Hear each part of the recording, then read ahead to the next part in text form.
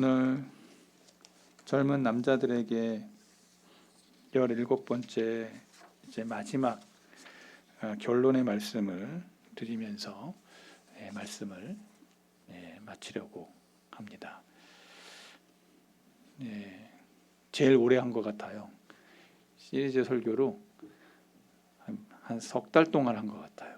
근데 여러분들이 어떻게 들으셨는지 모르지만 뼈대 있게 한 번에 오늘 쫙 같이 모아서 말씀을 정리해 보려고 합니다. 제가 어린 시절 우리 할머니가 농군이셨습니다. 그래서 농사를 지은데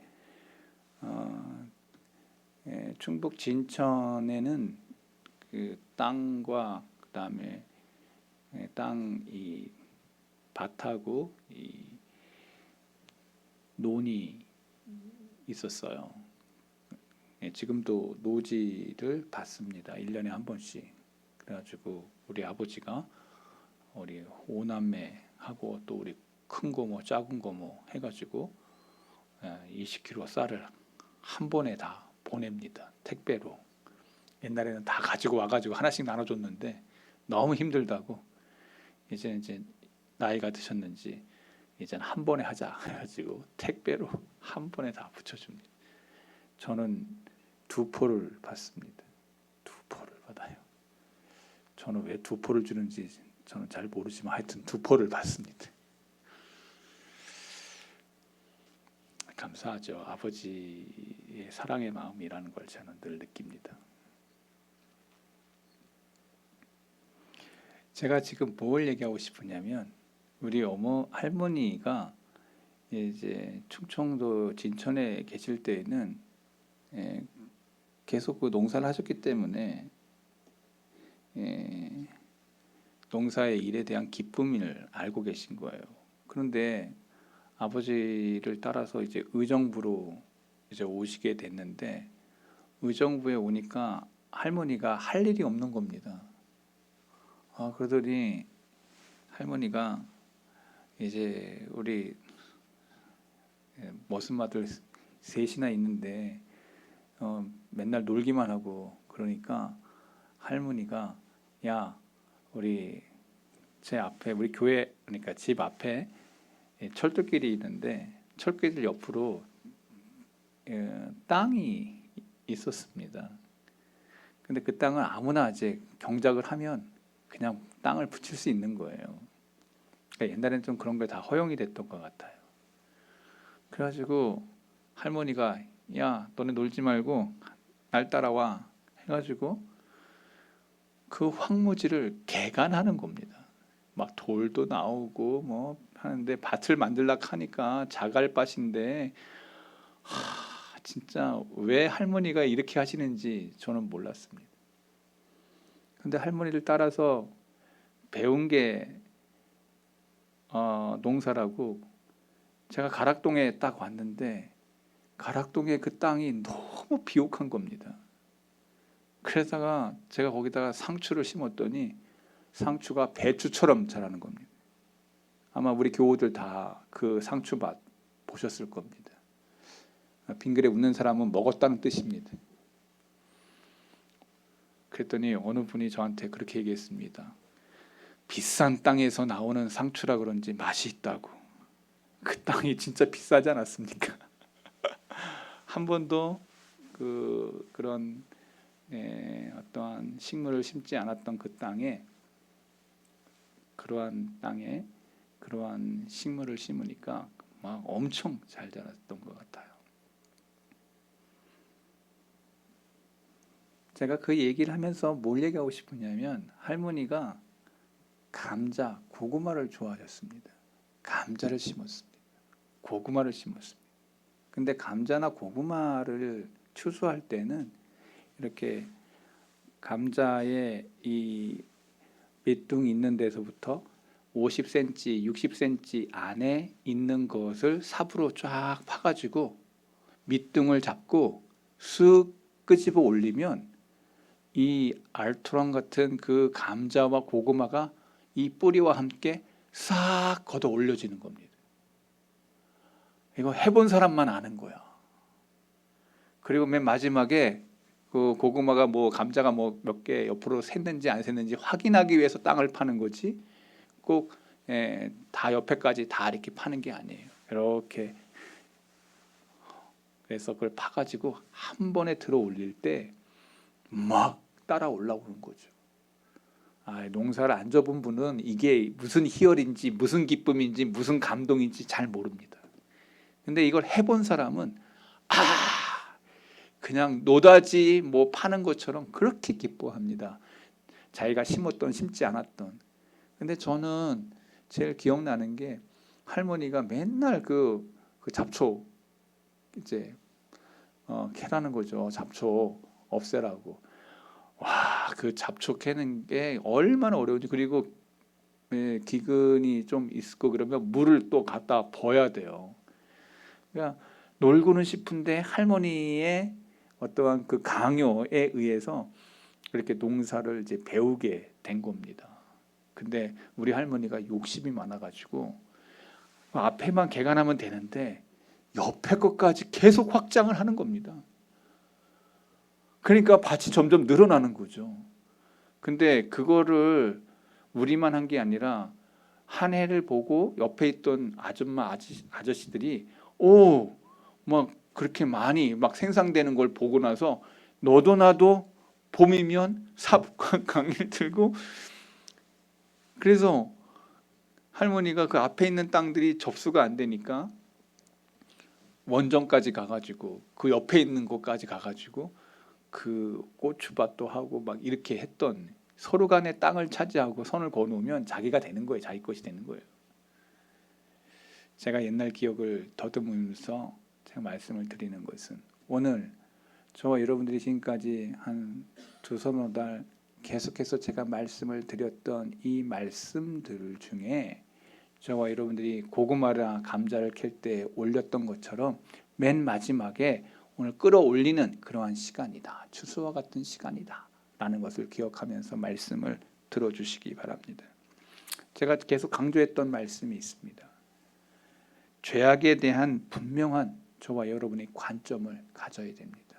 내가 죄라고 하는 이 무서운 이 질병이 내 안에 심겨져 있고 이 죄의 품성에 대해서 늘 예민한 그러한 그 의식을 가져야 됩니다.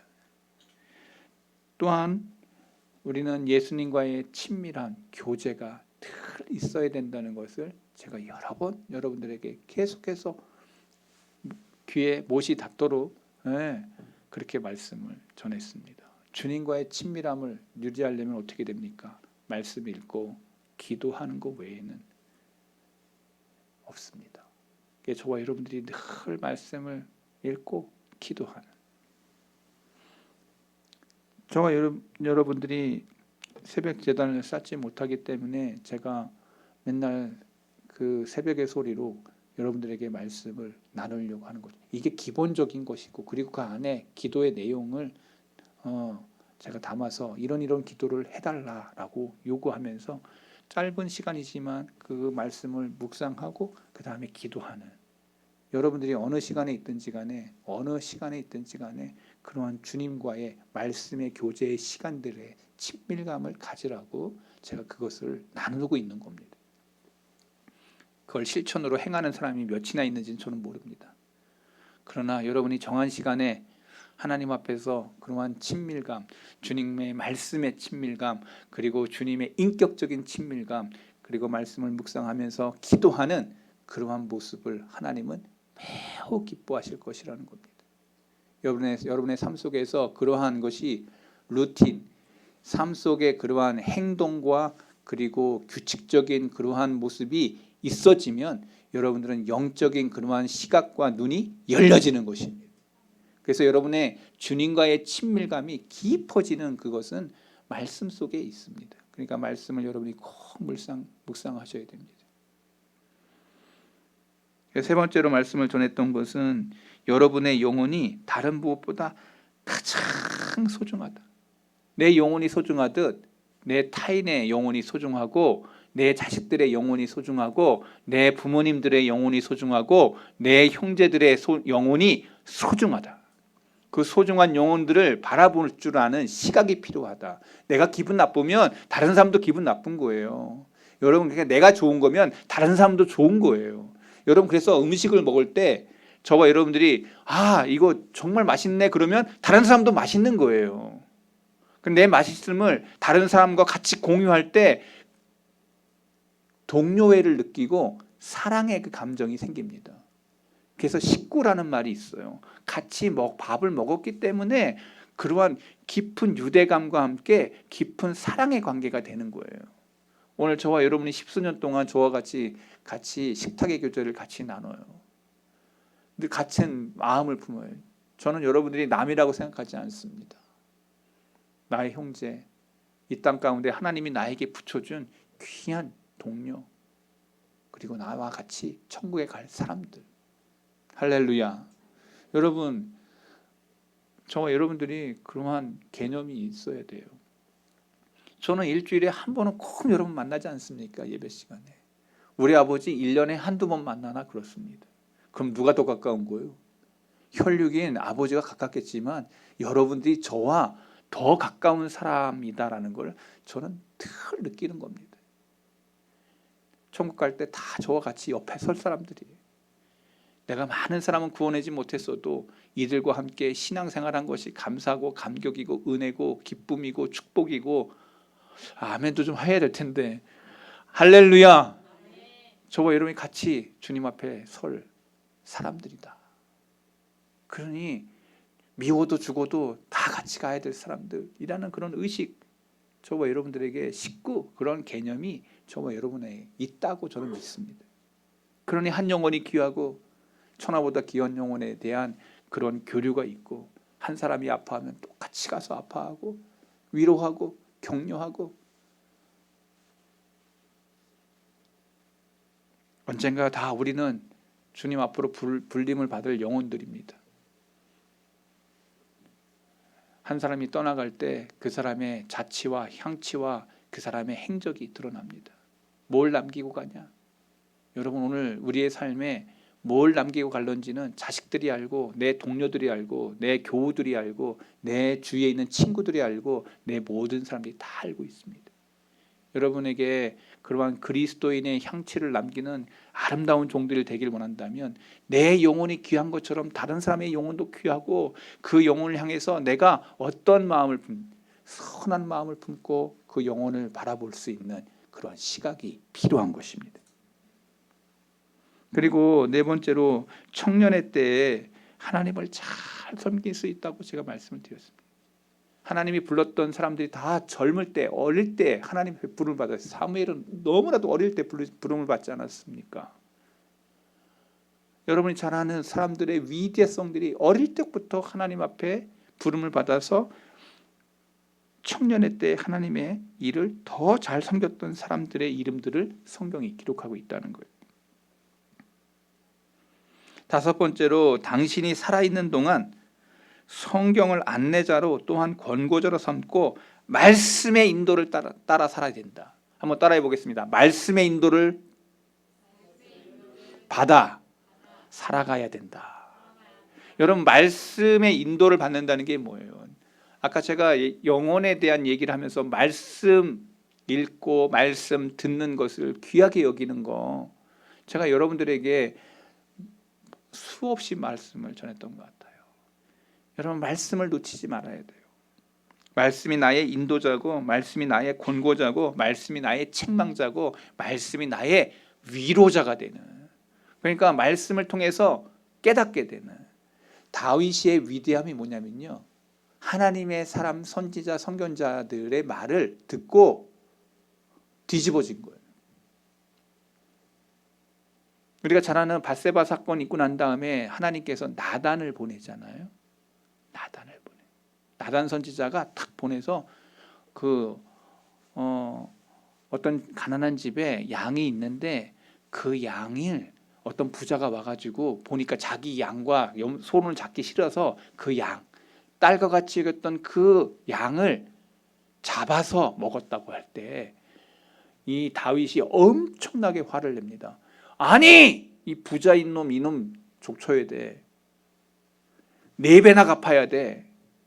지인은 너무나도 많이 있는데 왜 그 가난한 사람의 것을 빼앗아 가지고 취하냐? 막 이렇게 노발대발하면서 막 나단 앞에서 막 의로운 척을 했다는 거예요. 그때 나단이 뭐라고 얘기합니까?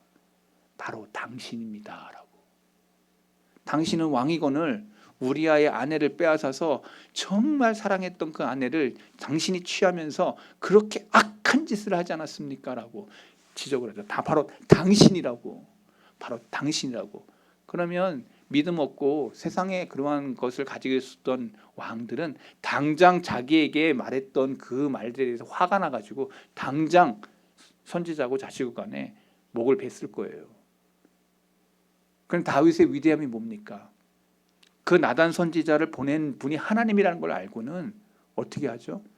그것에서 뒤집어져요. 회개하고 무릎 꿇고 하나님 잘못했습니다. 이게 사울과 다윗의 차이예요. 사울왕은 제사장들도 막 죽였던 사람이에요. 자기 마음에 들지 않으면 자기의 권력으로 마음대로 행할 수 있었던 사람이에요. 이것은 성령이 떠난 자, 하나님의 영이 없는 자들이 행하는 행동이에요.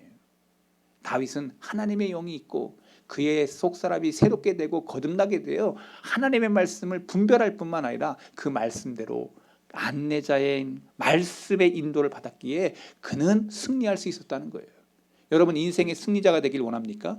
말씀을 묵상하십시오. 말씀의 길을 따라가십시오. 말씀대로 서고 말씀대로 행하고 말씀의 삶을 살아갈 때 여러분은 승리자의 삶을 이 땅 가운데서 살게 될 것입니다.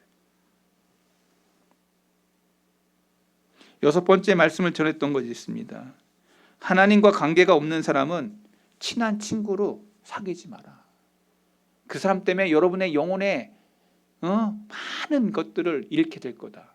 그 사람이 부하건 그 사람이 학자적이건 그 사람이 어떤 능력 있는 어떤 것을 가졌다 할지라도 예수님 믿지 않고 하나님을 믿지 않는 사람과 친해질수록 여러분들은 손해가 돼요. 왜? 영적인 손해가 돼요. 여러분의 하나님을 섬기지 못하는 눈을 가리우는 자들로 그들이 여러분들에게 다가올 거라는 거예요. 그러니 성경은 하나님과 관계없는 사람들과 친한 친구가 되지 말라고 말하고 있어요. 친한 친구가 되지 말라. 그러면서 제가 청년들에게 얘기한 적이 있어요. 저는 여기 성덕교회 말고도 이전에 있어서 청년들을 많이 교육했는데 너네들 예수님 믿지 않는 여자랑 결혼하면 안 된다고. 제가 그 여인이 그렇게 이쁘더라도 그 여인이 그렇게 너보다 탁월한 어떤 것 능력을 가졌다 할지라도 그 여인과 결혼하는 그 즉시 너는 세상 사람이 될 거라고. 제 말 안 듣고 결혼했던 애들 실패해가지고 돌아와가지고 목사님 말씀이 맞습니다 하고 했던 애들이 많아요. 제가 후암제일교회에서 부목사로 사역하면서 청년회 지도했는데 그 여자애들한테 절대 예수 믿지 않는 사람들과 같이 말라고, 결혼하지 말라고 그렇게 당부했는데도 어떤 몇몇 진짜 청개구리 같은 그런 애들이 하더니만 결혼해가지고 나한테 찾아왔어요. 펑펑 울면서 목사님 말이 맞았다고.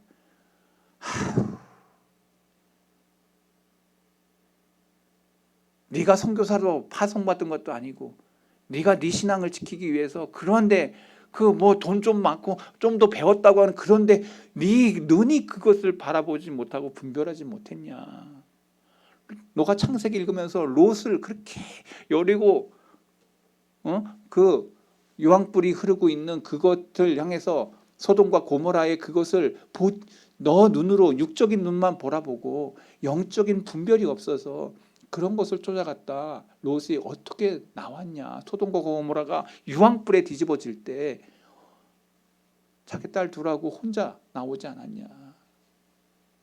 여러분 우리가 분별해야 됩니다. 그래서 절대 예수 믿지 않는 사람과 결혼하는 것은 가장 불행한 것입니다. 첫 번째도 믿음의 여자요, 믿음의 남자요. 그래 찾아야 돼. 하나님께 기도하고 그것이 이 땅 가운데 승리하는 길이라는 것을. 근데 여기 보니까 제 말씀을 들을 만한 사람이 별로 없네요. 저기 애들 외에는 여러분 자녀들에게 그거를 말씀으로 양육하며 가르쳐야 됩니다. 너는 내 소원이 있다. 넌 절대 예수님 믿지 않는 자와 연애하면 안 된다라고 얘기해야 돼요. 이 신앙을 가르치지 않으면, 어릴 때부터 가르치지 않으면 얘는 세상 사람들이 될 가능성이 많은 것이.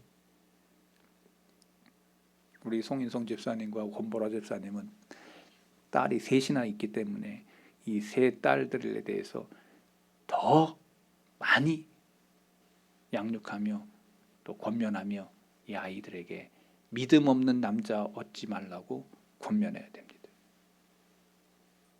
추후에 믿지 않는 사람 결혼해가지고 엄마 내가 잘못 선택했다고 이렇게 쫓아올 날이 있다는 걸 기억하셔야 됩니다.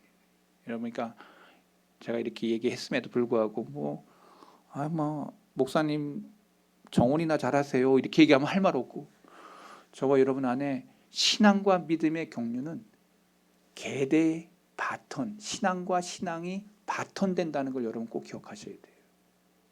여러분 내 신앙만 잘 지켰다고 해서 하나님 앞에 칭찬되는 게 아니에요. 여러분의 가계의 계대에 흐르는 믿음의 신앙의 전술의 바톤이 중요한 것입니다. 내 자녀에게 내 믿음, 내 신앙, 나보다 더 큰 믿음의 사람이 되라고 하는 권면과 축복이 넘어갈 때 그 자손 대대에 흐르는 축복을 체험할 수 있기를 바랍니다. 저는 그걸 느꼈어요. 믿음의 위대한 조상이 있던 그 자손들이 하나님 앞에서 왜 내가 잘 될까라고 할 때 누군가 그 사람을 위해서 눈물로 기도했던 누군가가 있었다는 거예요. 여러분 꼭 기억하세요. 기도에 열매를 따먹는 사람들이 있다니까. 분명해요. 제가 참 이해하지 못했던 그런 것들이 몇 개 있어요. 제가 목사님들 보면요, 어떤 목사님은 맨날 개척만 해. 어떤 목사님은 맨날 그 건축만 하는 목사님 있어. 건축만 하면 가. 건축하고는 또 가. 어떤 목사님은 문제 맨날 그 힘든 거 그 문제만 해결하다가 그리고 끝나는 사람이 있어.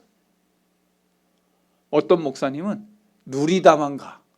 누리다가만 아주 그냥 막 다 황제 같은 누리다가만 가. 저는 성덕교회 시집 왔더니 나는 뭔가 여러분이 알 겁니다.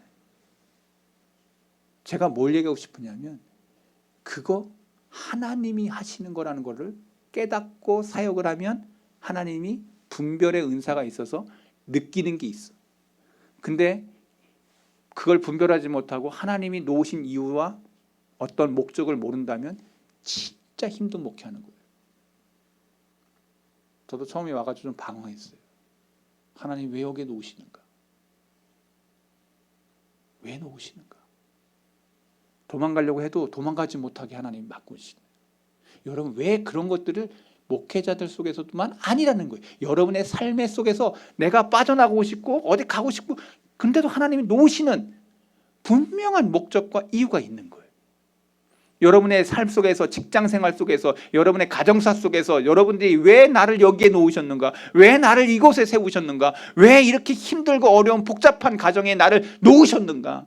이렇게 간구하고 기도할 때 여러분 거기서 여러분들이 하나님과의 귀한 관계성 속에서 회복돼야 될 줄로 믿습니다. 거기엔 분명한 뜻이 있는 거예요. 거기엔 분명한 목적이 있는 거예요. 여러분이 아는 것처럼 연필에는 연필의 사명이 있는 거고 여러분들에게는 무언가 하나님 앞에서 이 땅 가운데 받아온 게 있다는 거예요. 여러분 그러니까 하나님의 뜻을 분별한 사람들은 그 목적성과 그것을 뭘 해야 되다 가야 되는지 자기가 어디에 서 있어야 되는지 어느 길을 가야 되는지 알고 다니는 사람하고 모르는 사람은 완전히 차이가 다른 거예요. 여러분 늘 기도하세요. 하나님 왜 나를 여기에 놓으셨습니까? 라고. 그때마다 하나님이 여러분들에게 지혜와 총명과 분별력을 허락해 주실 줄 믿습니다. 성경은 얘기합니다. 잠언서에 너 그렇게 머리 안 좋냐?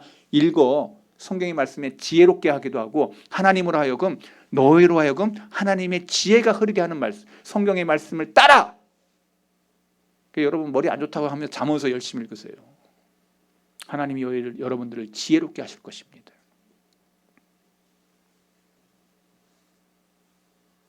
그러면서 제가 여러분들에게 특별한 행동 규칙을 말했습니다. 첫 번째로 여러분이 죄라고 생각하는 것은 아무리 사소할지라도 모든 죄를 하나님의 도움으로 없애라고 제가 증언했어요. 아무리 죄가 여기 뜨는구나, 이게 착착 떠주는구나. 아무리 사소한 거라도 하나님 앞에, 그것은 여러분들이 죄성을 가진 인간이기 때문에, 죄가 죄를 낳기 때문에 죄를 너무 사모하는 사람들, 조그만 것, 사소한 것이 큰 것을 이루게 돼요. 여러분, 그래서 댐에 이 구멍 하나가 넣으면 그 댐은 무너져요. 저수지가 무너지는 것은 하나의 작은 구멍 하나 때문에 무너지는 거예요. 어릴 적에 제가 동화책 중에 하나를 읽었어요. 네덜란드에 있었던 일이에요. 거기 네덜란드는 땅이 여기 지수면이 더 높아가지고 이렇게 있는데, 어떤 아이가 지나가다가 저수지에서 물이 하나가 이렇게 나오는 걸 보고서 그걸 막고 있는 그런 동화를 제가 읽은 적이 있어요. 그랬더니 맨 마지막에 이 아이가 끝까지 가서 그걸 막고, 동네 사람들이 와가지고 왜 쟤가 저러고 있나 하다가 물이 막고 있는 그 모습 속에서 동네 사람이 다 모아가지고 그거를 막았다. 그게 터지면 그 마을 전체가 다 물바다가 돼, 다 죽는 건데. 여러분, 오늘 저와 여러분들의 의식 속에서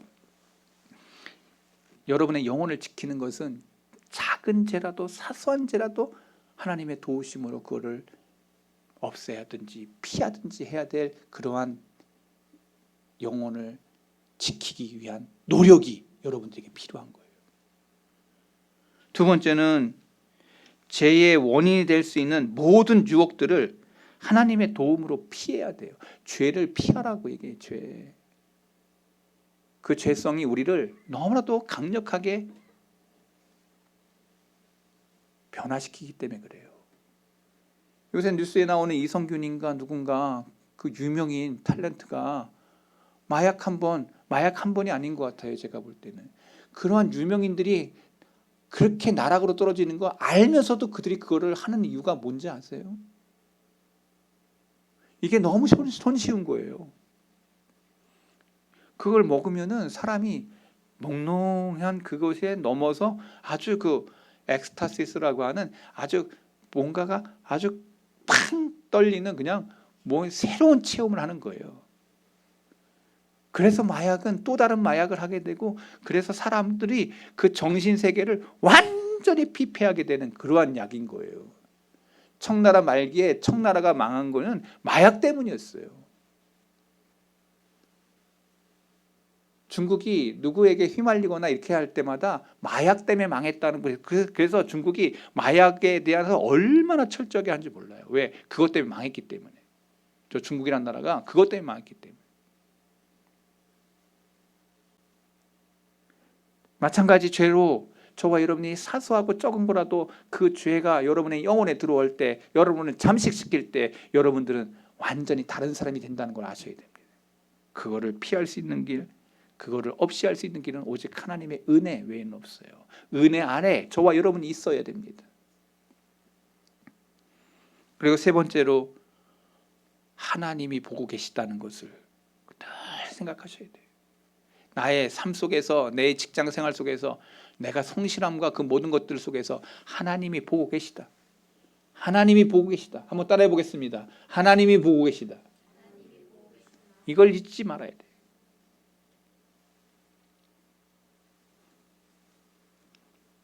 이거 한마디로 얘기하면 신전의식이고, 하나님 앞에 내가 서 있다고 하는 이 의식이 여러분을 지배해야 돼요.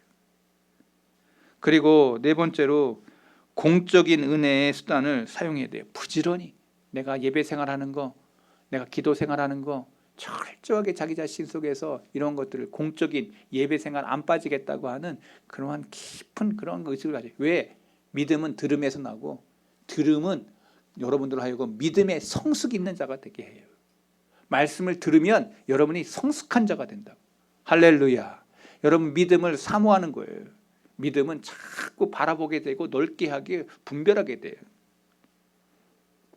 마지막으로, 여러분이 어디에 있든지 항상 기도하라 그랬어요. 항상 기도했던 자가 승리한다는 얘기를 지난주에 다 했어요. 다니엘이 정권이 3번을 바뀌었어도 그는 총리의 자리에 있을 수 있었던 건 기도하는 자리를 놓치지 않았기 때문이었어요. 여러분이 하나님 앞에서 위대한 자가 되기를 원한다면 기도의 자리를 놓치지 않기를 바랍니다. 여러분 기도하고 있다면 여러분의 가정은 살아있어요. 기도한다면 여러분의 삶 속에서 어느 상황에 있든지 어느 상황에 있든지 여러분들이 하나님께서 들어서 쓰시는 종으로 하나님이 여러분을 이끄실 것입니다.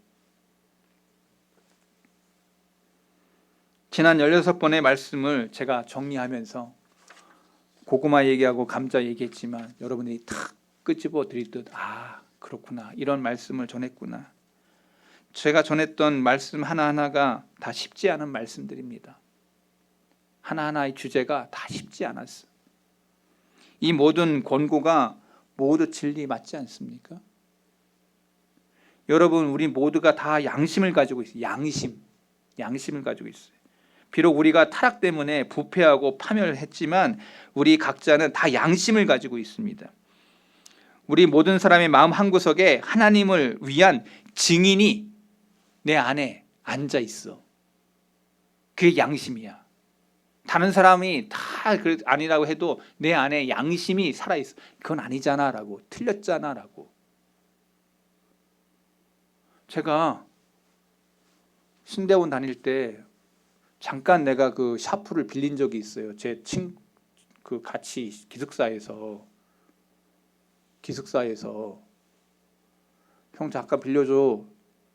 그 펜슬 그래도 그 샤프가 되게 좋은 거였어요. 잠깐 쓸게, 내가 일이 있어서 그래. 쓰고 돌려줘야 되잖아. 제가 신대원 졸업한 지가 한 30년 다 돼가는데 20몇 년, 아니 거의 30년 다 돼가네요. 집을 정리하다가 그 펜슬이 딱 나왔어. 나는 너무나 놀랐어요. 난 돌려준 거로 생각했는데 돌려준 게 아니고 내가 가지고 썼던 거야. 그냥 30년 만에 그거를 보고서 화들짝 놀랐습니다. 그래서 제가 그걸 돌려주려고 했더니 그 미국에 있어 지금. 그거 돌려주려고 미국까지 가야 돼? 여러분, 내 안에 양심이 그 30년 전에 그거를 기억하게 하더라는 거예요. 어떻게 보면 그건 내가 도둑질한 건지도 몰라요. 내가 부지부식간에 내가 알지도 못하게 왜 우리 집에 왜 이게 있어? 나도 놀래고 30년 전에 기억을 떠올려서 그때 내가 안 돌려줬구나. 내가 지금 양심 얘기하는 겁니다. 그랬더니 우리 목사님 볼펜 도둑? 아니 샤프 도둑? 이렇게 보고 그렇게 하는 그런 거 아니라고. 저는 삶의 예화를 드리는 거예요. 내 안에 양심이 나를 얘기하고 있어요. 내 안에 양심이 살아있는 사람은 그게 내 것인지 저 것인지, 그리고 거짓말했는지 거짓말 안 했는지, 내가 마음의 양심 속에 거리낌이 있는지 없는지, 여러분이 무슨 매사에 일을 할 때마다 여러분은 여러분의 양심 안에 그 증인들이 여러분들의 영혼을 터치하는 거예요. 많을 겁니다.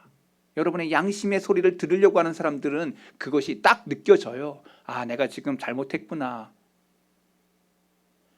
다른 사람이 뭐라고 안 하고 칭찬하더라도 내 안에서는 아니다. 내 마음에는 이건 그렇게 하면 안 되는 거다. 내 마음에 양심의 소리가 살아있는 사람이기를 바랍니다. 여러분, 양심이 그거를 얘기해요. 양심이. 아무리 우리가 타락한 부패한 심령이라 하더라도 우리의 양심을 하나님이 우리의 영혼 속에 놓아놨어. 모든 사람의 마음의 한구석에 하나님을 위한 증인이 서 있어. 이 증인이 우리가 나쁜 일을 할 때마다 비난하고 우리가 옳은 일을 할 때마다 기뻐하고 즐거워하는 이 양심의 소리가 있다고.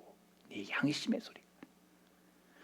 바로 저와 여러분이 이런 증인 앞에서 제가 드렸던 말씀들이 진리가 아니냐라고 할 때 여러분의 양심이 저 목사님이 말한 게 맞다. 아마 그럴 겁니다.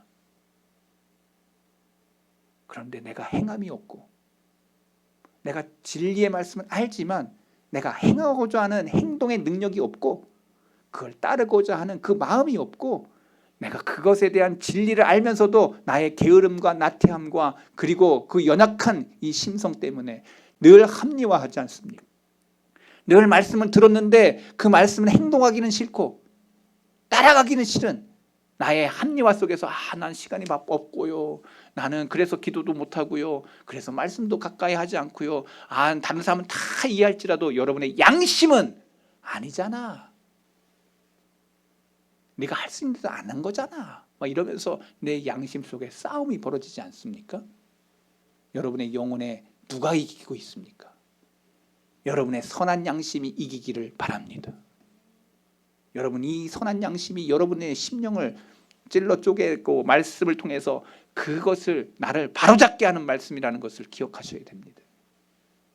여러분, 이 시대에 말씀을 들으면서 그러한 역사들이 일어나는 설교들이 있다면 지금 그거 쓰임받고 있는 거예요.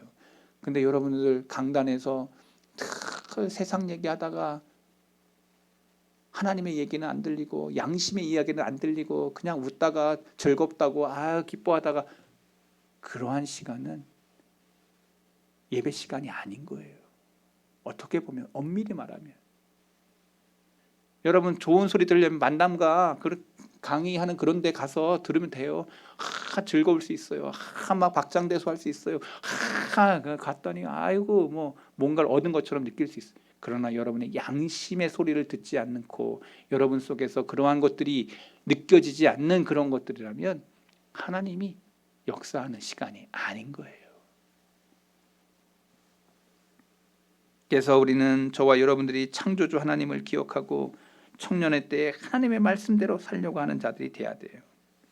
제가 여러분들에게 비쳤던 무너졌던 젊은 세대 가운데서 무너졌던 자들 에서 홈리, 비느하스, 압살롬 이 사람들의 특징이 무엇이었습니까? 그들이 다 무엇던 길을 걸어갔는지를 성경은 한마디로 얘기해요. 잠언 10장 1절 볼까요? 같이 읽어볼래요? 솔로몬의 잠언이라 지혜로운 아들은 아비를 기쁘게 하거니와 미련한 아들들은 어미의 근심이 되리라. 여러분, 홈리와 비느하스가 아버지 엘리의 마음에 얼마나 힘들게 했던 것이었어요. 자식들이 하나님의 뜻을 쫓지 않아 마음대로 하나님의 그것을 장난했을 때 알면서도 책망하지 않아. 여러분요, 다윗의 무너짐 중에 암논이라고 하는 사람이 나와요. 자기 이복 누이 다말을 힘으로 간음을 해. 아버지가 암논을 책망해야 되는데 책망 안 해. 그래서 압살롬이 너무나도 화가 나가지고 왜 아버지가 왜 형을 책망 안 하냐.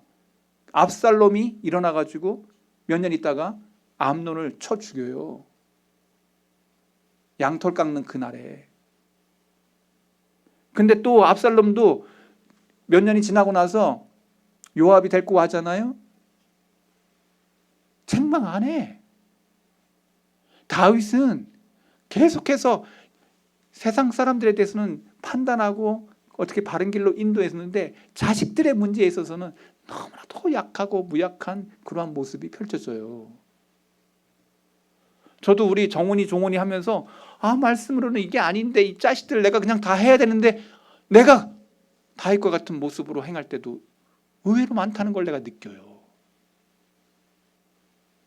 제가 이렇게 얘기하면 시험 들까 봐 얘기하지 말아야지. 우리 교우 중에도 말씀을 증거할 때도 제가 그럴 때가 있어요.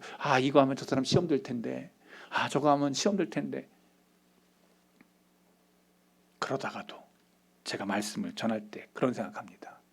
하나님의 백성이면 하나님의 말씀을 들을 거다.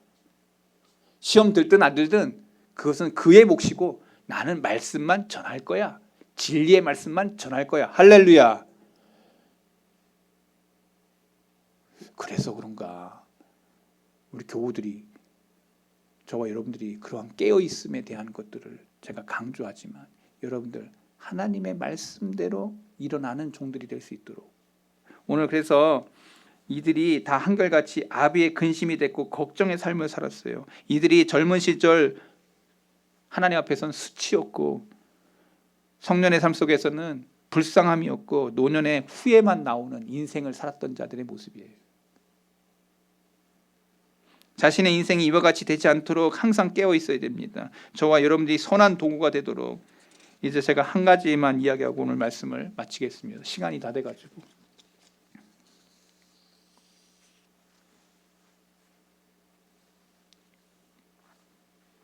역대하 21장 20절 한번 보겠습니다. 한 사람을 제가 보여드릴게요. 역대하 21장 20절. 같이 읽어볼까요? 한 사람의 모습이 나와요. 같이 읽어봐요.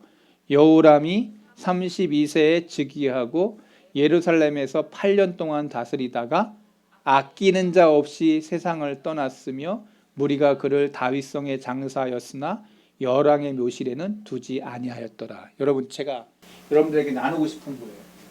여호람이라고 하는 이 왕이 너무나 젊은 나이에 왕이 됐는데 그의 마지막 떠날 때 아끼는 자 없이 세상을 떠났다. 이 말이 나와요. 왕이 아무도 그 사람 죽었는데 아끼는 사람이 없어. 왕인데.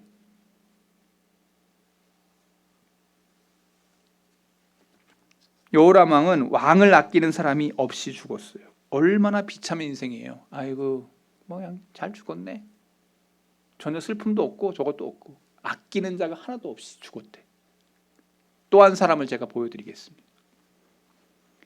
요시야라고 하는 왕이 나옵니다. 역대하 35장 23절부터 보겠습니다.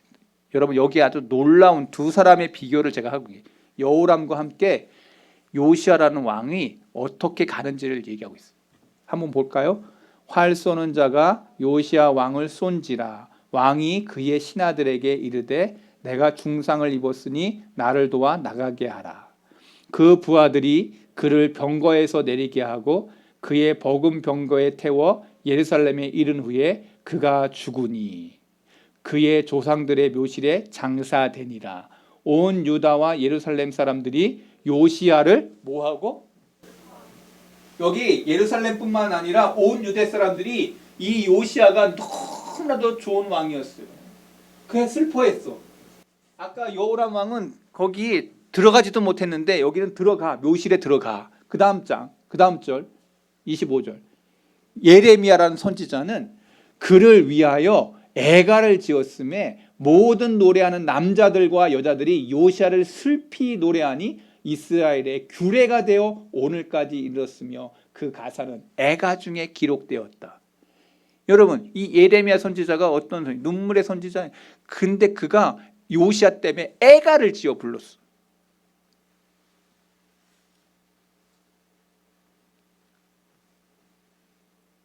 자, 26절. 요시야의 남은 사적과 여호와의 율법에 기록된 대로 행한 모든 선한 일과 그 다음 그의 처음부터 끝까지의 행적은 이스라엘의 유다 열왕기에 기록되니라. 모든 사람들이 슬퍼하고 모든 사람들이 그 사람을 향하여 애가를 부르고 그것이 찬차에 남아가지고 역대의 모든 사람들이 그 사람에 대한 업적을 이해하게 됐어. 자, 여호람과 요시야의 차이가 뭡니까? 한 사람은 아까 제가 얘기했던 이러한 하나님의 말씀 앞에 양심 앞에 그렇게 하나님이 귀하게 여기는 것들을 늘 따라갔던 사람들과 가지 않았던 사람에 대한 이야기를 딱 성경에서 구분해서 말한 거예요. 게으르고 방탕하여 쓸모없는 땅의 잡초가 될 것인가? 아니면 여러분의 육체의 이기심과 향락과 교만을 위해 살 것인가? 아니면 영광된 유용한 목적 속에서 주님의 일을 하다가 주님 앞에 설 것인가? 후대에 많은 사람들이 슬퍼하며 그 사람이 떠나고 난 자리에 여러분 장례식 때 여러분들의 모든 것들이 평가될 겁니다. 그 사람이 슬퍼하고 아무도 참 아까운 사람 여호람과 같이 얘기하는 이 세상 사람들 아끼는 자 없이 세상을 떠나 아무도 그 사람에게 잘 죽었네 뭐 이런 식의 사람이 삶을 사는 사람이 있고 어떤 사람은 정말 훌륭한 사람이 떠났구나. 그 사람에게 은혜를 입은 사람들은 다 그렇게 얘기할 거예요. 저와 여러분이 훌쩍 떠나갈 때 여러분의 아들과 딸들이 여러분을 생각하면서 우리 아버지, 우리 어머니 나에게 너무나도 큰 산이었다고 얘기하면서 그렇게 추모할 자식들인지 아닌지 여러분 곧 알게 될 겁니다. 곧 알게 됩니다. 목사님들 떠날 때 그 목사님의 사역을 곧 알게 돼요. 저도 그게 두려워요. 저도 좀 이제 좀만 더 하면 이제 저도 여기 은퇴해야 되거든요. 저는 정말 두려워요. 내가 했던 그것이 우리 교우들에게 얼마나 남았을지 또 그거를 했는지 저는 두렵습니다. 그러나 목사의 두려움이 아니라 여러분의 삶 속에서 여러분이 떠날 때 하나님 앞에 설 때 어떻게 설 것인지 여러분 기억하시기를 바랍니다. 저와 여러분 안에 하나님이 주시는 그러한 귀한 마음으로 하나님께서 세우신 그러한 역사들이 저와 여러분에게 일어날 거예요. 잠언 14장 14절 하나만 더 읽고 오늘 말씀 마칩니다. 마음이 굽은 자는 자기의 행위로 보응이 가득하겠고 선한 사람도 자기의 행위로 그러하리라. 여러분의 행위가 남을 거예요.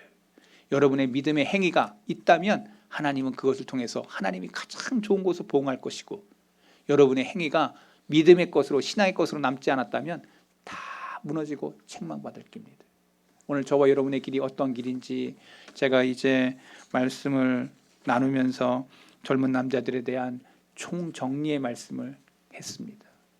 여러분 제발 여러분의 삶 속에서 양심에 거리낌 없는 주님이 기뻐하시는, 하나님이 기뻐하시는 그 길을 따라가려고 몸부림치다가 주님 앞에 서기를 바랍니다. 기도하겠습니다. 하나님 아버지, 오늘 사랑하는 우리 성도계 교우들 십자가를 지고 예수 그리스도를 따르며 하나님 앞에 늘 무릎 꿇고 순종하며 주님 앞에 서는 날 우리의 머리 위에 의의 면류관, 생명의 면류관을 받는 그 말씀이 무엇인지를 우리가 말씀을 통해서 들었습니다. 아버지, 오늘 교우들 한 사람 한 사람 심령이 내가 젊은 날 하나님이 기뻐하시는 일 하다가 마지막 끝날 때에도 내 양심에 꺼리낌 없이 하나님이 기뻐하신다, 하나님이 영광 받으신다, 내 삶 속에서 믿음의 행위와 믿음의 도리를 드러냈다, 내가 떠나가는 날 내 주위에 있는 모든 사람들에게 그런 아름다운 평가를 받았는지를 생각해 봅니다.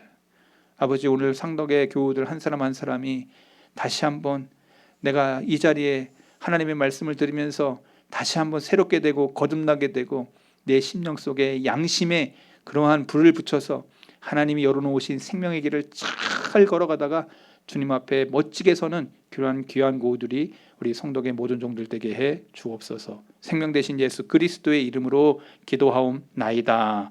아멘.